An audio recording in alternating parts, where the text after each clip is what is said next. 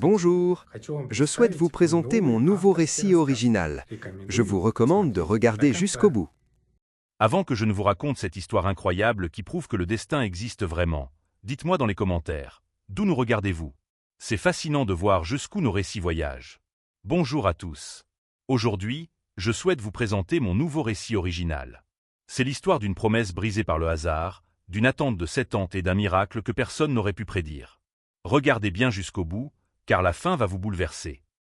Victor et Alice s'aimaient d'un amour total, de ceux que l'on ne croise qu'une fois. Ils s'étaient juré une fidélité éternelle, persuadés que rien ne pourrait les séparer.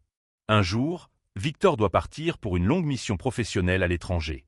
Le cœur lourd, il serre Alice dans ses bras et lui murmure « Dès mon retour, nous irons directement à la mairie.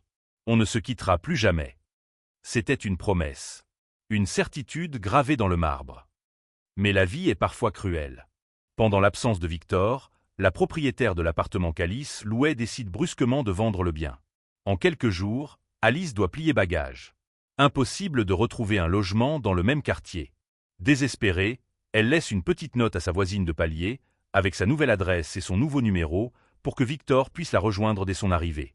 Mais ce petit bout de papier, cette fragile passerelle vers leur futur, la voisine finit par l'égarer par mégarde. Victor rentre enfin. Il court à l'appartement, le cœur battant, mais ne trouve que des volets clos. La voisine, confuse et incapable de se souvenir de l'adresse, lui annonce qu'Alice est partie sans laisser de traces. 7 longues années s'écoulent. 7 ans de vide. Alice change plusieurs fois de ville, tente par tous les moyens de retrouver la trace de Victor, mais ses recherches restent vaines. Elle finit par se résigner à une existence solitaire, hantée par le souvenir de cet amour perdu. Un matin, Alice se réveille avec une conviction profonde, elle étouffe. Elle doit tout quitter.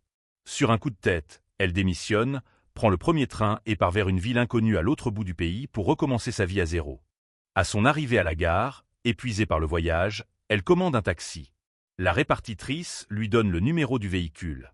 Alice s'approche d'une berline sombre, s'installe silencieusement sur la banquette arrière et donne l'adresse de son hôtel. Pourtant, la voiture ne démarre pas. Le moteur tourne, mais le chauffeur reste immobile. Un silence pesant s'installe dans l'habitacle.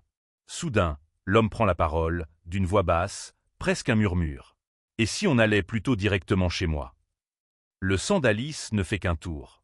Elle s'apprête à s'insurger, à sortir de la voiture, mais quelque chose dans cette voix, une vibration familière qu'elle n'a jamais oubliée, l'arrête net. Elle lève lentement les yeux vers le rétroviseur central. Dans le reflet du miroir, elle croise le regard azur de son Victor. Il ne l'avait jamais abandonné.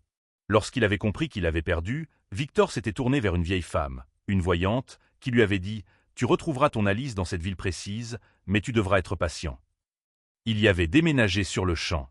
Il était devenu chauffeur de taxi, parcourant les rues jour et nuit, scrutant chaque passante, chaque cliente, espérant contre toute attente que le destin placerait la femme de sa vie sur son chemin. Il a attendu, il a espéré, et le miracle a eu lieu.